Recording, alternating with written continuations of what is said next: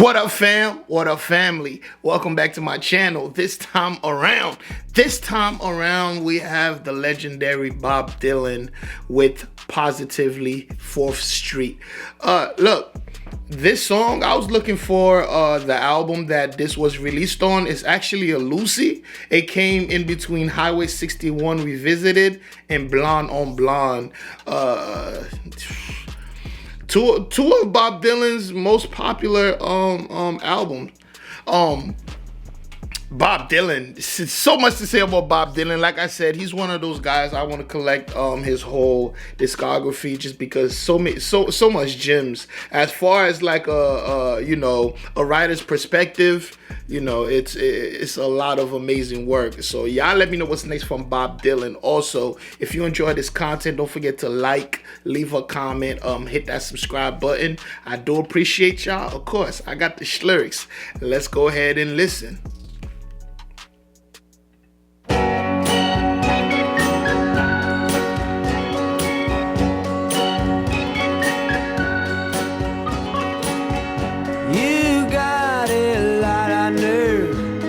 Say you are my friend.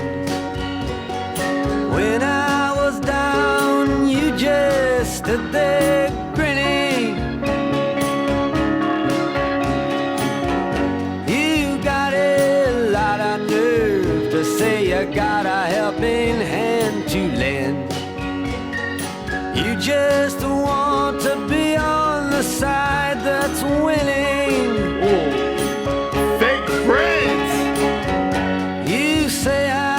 Let you down, you know it's not like that.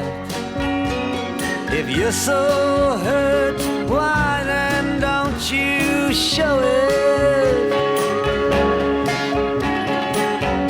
You say you've lost your faith, but that's not where it's at. You have no faith to lose, and you know it.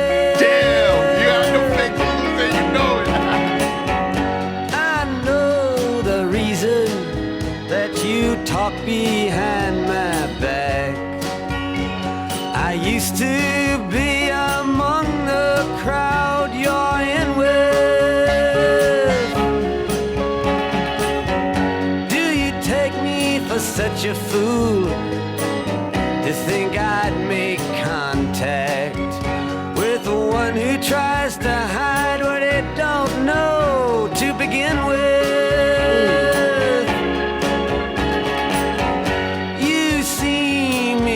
Street, you always act surprised. You say, how are you? Good luck, but you don't mean it. Damn, that's a hater. When you know as well as me, you'd rather see me paralyzed. Why don't you just come out once and scream it?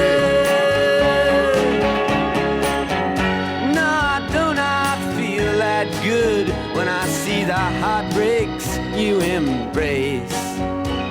If I was a master thief, perhaps I'd rob them. And though I know you're dissatisfied with your position and your place, don't you understand it's not my problem? Come on, bro. I wish that for just one time you could stand inside my shoes, and just for that one moment I could be you. Yes, I wish that for just one time you could stand inside my shoes. You'd know what a drag it is to see you.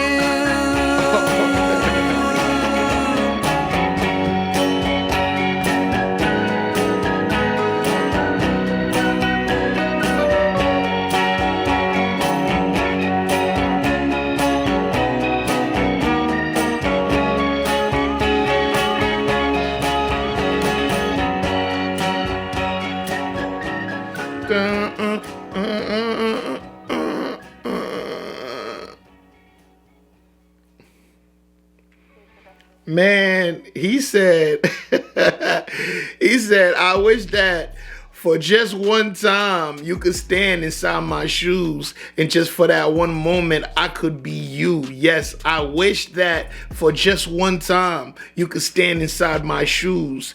You'd know what a drag it is to see you. Oh, I wish you could look at me looking at you so you can see how me looking at you feels. That is, that's disrespect. I don't know if I just noticed this, but I think I've been noticed this, but the way Bob Dylan writes songs is very interesting because it's like one big essay in a sense that, or you can say one big poem or whatever, in a sense that what he does, he finds a melody and catch a melody. So that's why it's easy to follow along. Really, after he said like the first 4 lines, I could have literally sing the whole song with him because he catches that one melody and he doesn't really put choruses. I realize that in majority of the songs that I've heard from him, there are no hooks. There's no choruses, no hooks. So from a listener's perspective, it kind of forces you to follow along to what's going on. Like this to me was just a whole story. There wasn't really a hook to it. The hook to it was the melody and the instrumentation behind it. That whistle sound, I think that's like the organ at like its highest pitch or whatever. Or it might be someone whistling, but it does sound like the organ. And that rich, beautiful instrumentation behind it, and that melody. You got a lot of nerves to say you are my friend. When I was down, you just stood there grinning or whatever. Don't. I'm not a vocal coach. Anyways, that melody, right? That melody drives the whole song, and the words and the story from each verse keeps you engaged. You know. And another thing I'll say too about this is, you know, I think this happens to mainly successful people. You know, when you have a 50 Cent said it best at first.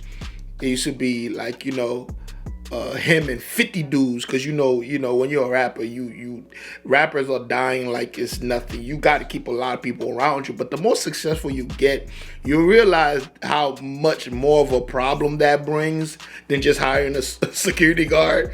And you know, you paying for all these dudes, they don't have no jobs, you are the job. And you know, and you can't control what everyone is doing, so their beef become your beef, their drama become your drama, so you tend to cut people off, and that brings envy. It brings, you know, it brings little like negative feelings, and you know, people with ulterior motives and all these different things. I think this song in particular is, you know, because it says it right there, you know, it's about somebody that's a friend that's not really a friend. You know, they might be a little jealous of you. They every time you win, they give you that fake smile, like I'm happy for you, you know. But they want to be around that success, but they don't necessarily like that it's you that's getting it, even though, you know, that happens. That's how a lot of best friends break up. Majority of successful people you see, the people they end up with is hardly the people that they were coming up with, because it's tough, man. It's tough to have $1 million in your pocket and your best friend works at, you know, Trader Joe's. That's, you know, some people can't handle that. Actually, I just watched a movie not too long ago, Ben Stiller. I've been going back and watching a lot of Ben Stiller movies because I'm watching Severance, which is such a dope show. And I didn't know Ben Stiller was a great director. Like, he directed mad movies like The Cable Guy and a lot of the movies that he starred in. So he has this movie with Jack Black. He has this movie with Jack Black called Envy, right? So y'all gotta watch this movie. It's kind of funny, but it's real shit. So he has So Ben Stiller plays the straight guy. They both work at the same company together. It's a sandpaper company. Ben Stiller's like the guy that's moving up in the company. You know, he got his own little desk. You know, they're hustling to get to the top, and his friend is kind of like the dreamer, right? They are neighbors and best friends. Their families eat together, do all of that. They literally live right next to each other, right?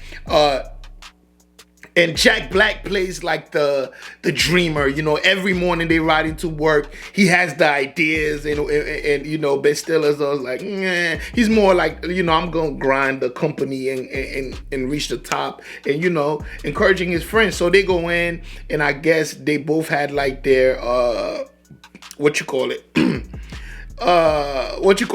Their monthly review or whatever, right? And Ben Stiller did great or whatever, and Jack Black, he did great too, but the only thing he can't do is focus, you know, because you could imagine his daydreaming, his blah blah blah. Anyways, one day he came up with the idea to, I'm just gonna, you know, speed through the movie. He comes up with an idea to you know, to create this spray that when you spray it on poop, the poop vanish. And Ben Stiller's like, it's stupid. This is a stupid idea. Where does the poop go? It can't just be, you know. So Jack Black is like, look, I found somebody that's willing to make the product. $2,000. Would you like to invest? We just need $2 more thousand. I'm giving you a chance to become a partner. Invest $2,000 right now. Ben Stiller talked to his wife. His wife is like, hey, it's just $2,000, you know, why not? He's like, nah, we're not doing that. I don't have $2,000 to invest. So months go, it cuts to like months go by. It's like the biggest shit. Like it's like the biggest. It blows up. You know, they're super rich. Everyone who invested is super rich. And Ben Stiller just can't believe it. And that's when the envy starts. And I'm saying all of that because it relates to this song. That's when all the envy starts. Not only that, his wife is like, like she resents him because like all you had to do was invest in something, you know, and believe in something else, you know. And, you know, now they are poor, the friend. Which is Jack Black's character, you know, being oblivious to the fact that they envy him. And you know, Ben Stiller's really hating on the low. He buys them everything they want. He didn't even move out the neighborhood. He built the biggest house, mega mansion, right across from their house. So now you gotta look outside your window and see your friend's dream in front of your face. Man, it's crazy. Anyways, a lot went on in the movie, but I'm just saying that to say this. This is what that is right here, this song. So y'all let me know how you feel about it in the comment section below. Long ass story. Go watch the movie. It's an amazing movie. I've been watching a lot of old movies lately. You know, I just, yeah, because majority of the new movies that's coming out, they suck. But anyways, y'all let me know how you feel about it in the comment section below. If you made this far, don't forget to like the video, hit that subscribe button, leave a comment, let me know that you are here, and I will see you in the next one. And guess what? You better be there. Peace.